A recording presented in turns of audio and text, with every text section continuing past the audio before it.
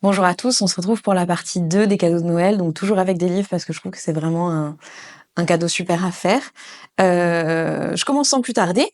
Je vais commencer avec les enfants, le manoir de Castle Cat, donc c'est en 2 tomes. C'est encore une fois de toute façon, je vous le redis, c'est des très beaux objets. C'est ce que je voulais parce que des fois pour Noël, on a envie de faire un peu dans l'extra. Donc l'idée c'est Harry Potter des chats. Grosso modo, c'est ça. C'est des très beaux objets, ça se lit très vite, c'est très chouette pour des préados, enfants à peu près. C'est jeunesse, c'est très bien, moi j'aime beaucoup. Six couronnes écarlates et la promesse du dragon, encore une fois, très très beaux objets. On en a beaucoup parlé sur YouTube, mais c'est l'histoire d'une jeune fille qui est, alors dans ma mémoire, qui ne peut plus parler parce qu'elle a été condamnée par sa belle-mère avec ses frères. Enfin, elle ne peut plus parler à ses frères qui sont transformés en grues, etc. Quand je le dis comme ça a l'air très confus, mais c'est très chouette. Voilà, faut savoir que c'est jeunesse. Je sais pas, sur YouTube, les gens avaient été un peu surpris que ce soit jeunesse. Moi, j'avais plutôt compris. Et donc voilà, pour jeunesse. On va continuer avec des comics que moi j'aime beaucoup et j'espère que vous allez en découvrir. Le premier, c'est Berserker de Keanu Reeves. Là, c'est le tome 3, je voulais prendre le tome 1, dommage, mais c'est en 3 tomes pour l'instant, je sais pas s'il y aura une suite, mais c'est très chouette, c'est un univers, alors encore une fois, hein, de toute façon ça se voit, c'est pas pour les enfants, on est passé sur autre chose, c'est un univers assez dark, je veux pas trop, là le problème c'est que je veux pas trop vous spoiler sur les livres qui arrivent, mais voilà, si vous aimez Keanu Reeves, si vous aimez sa façon d'être, si vous aimez son univers, vous allez trouver. Alors le Keanu Reeves, pas juste les grands films, hein, le côté biker, le côté tout ça. Vous retrouvez ça dans Berserker. Alors ça porte clairement bien son nom. C'est l'histoire de Wonder Woman. C'est un très très bel objet. De toute façon, tous les DC Comics sont souvent des très beaux objets. Mais là, je vous ai pris celui-là parce que je trouve que vraiment ils ont fait un effort et l'histoire de Wonder Woman, c'est très joli. Vous voyez entre les livres, c'est comme ça. C'est très beau. Moi, je l'ai eu l'année dernière pour Noël et je l'ai adoré. Donc voilà. Et regardez quand même la page de garde magnifique, la couverture magnifique, pardon. Hop. Alors ça, je crois, moi j'ai 3 tomes de ça. C'est l'histoire des femmes samouraïs, l'autre c'est sur les démons japonais et l'autre je ne sais plus. Encore une fois, très bel objet. Si vous avez des fans de Japon, bah voilà, c'est des très beaux objets qui peuvent plaire. Voilà, c'est comme vous voyez, c'est pas un roman, hein, c'est pas quelque chose qui se lit d'une traite. Vous pouvez faire des pauses. C'est sur toute la culture, là en l'occurrence des femmes samouraïs, de comment ça se passe. Donc très très bel objet. Alors celui-là, je l'ai offert à plein de monde. Enfin ceux-là, pardon, je l'ai offert à plein de monde parce que je trouve que c'est vraiment une super histoire. On attend le tome 3, je sais pas quand est-ce que sera le tome 3. The Nice House on the Lake. Alors, je ne peux pas vous en parler. Vraiment, je ne peux pas sans spoiler. Mais je peux vous dire que c'est très bien. Il a eu le prix de la BD d'Angoulême de l'année dernière, il me semble. Donc vraiment, The Nice House on the Lake, trop bien. J'attends le tome 3, faudrait que je vérifie s'il n'est pas déjà sorti. Mais vraiment, l'esthétique est magnifique. En fait, pour vous dire, il y a tout un travail d'enquête que vous pouvez faire et c'est à relire parce qu'en fait, il y a plein d'indices qui sont parsemés au niveau des pages, enfin, dans les pages. Donc c'est vraiment très chouette. Euh, je peux vous montrer un petit peu l'ambiance.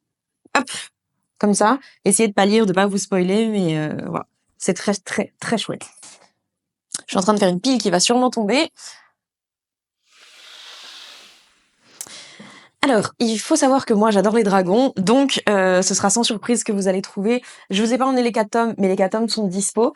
C'est en gros toute l'étude des dragons, si ça avait été possible. Toute l'étude des dragons, c'est en 4 tomes, c'est très chouette. Les couvertures sont très jolies. Il a reçu le prix Imaginal de 2016. C'est vraiment très très très bien. Dragon encore. Le prieuré de l'Oranger, pareil, on en a beaucoup avec le préquel, on en a beaucoup parlé sur YouTube, donc je m'attarde pas là-dessus. Faut que ce soit quelqu'un qui aime les gros pavés. Par contre, c'est un très bel objet. Voilà, je m'attarde pas là-dessus, mais c'était très bien.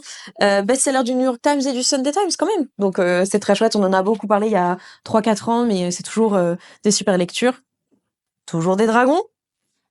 Je ne vous le présente pas. Feu et sang, l'intégrale de J.R.R. Martin. Euh, L'histoire de House of the Dragon, très chouette. Voilà, encore une fois, un très bel objet, très cool. Avec la série, vous allez peut-être en trouver d'autres qui sont très bien. C'est imagé. Hop. Dans la même veine, mais je l'ai pas encore, je l'ai demandé à Noël, mais il y a la même chose, le Game of Thrones, une super édition qui est illustrée. Donc si vous avez envie, demandez-le ou offrez-le. Ce pavé. Alors, il y a une autre couverture, mais si je vous montre que ça, vous devriez savoir. Moi, j'ai enlevé vous savez, le petit truc en plastique là, l'autre couverture, mais Le Seigneur des Anneaux. Magnifique édition, le jaspage est magnifique, tout est magnifique dans cette édition.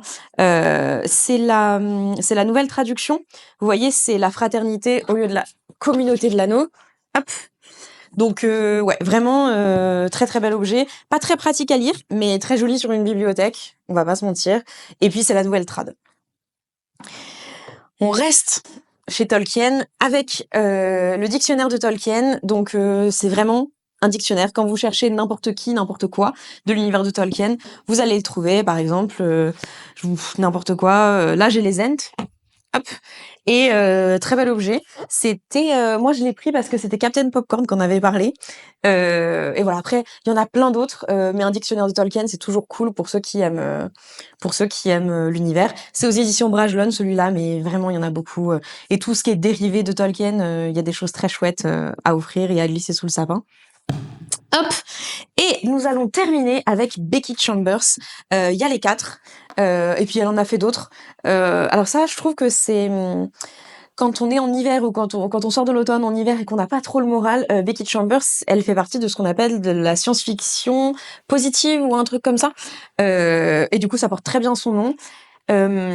Souvent, ça va être la rencontre de peuples et comment on communique les uns les autres. Et c'est pas du tout on colonise pas une planète, etc. On essaie de respecter avec toutes les choses qu'il peut y avoir en interespèces.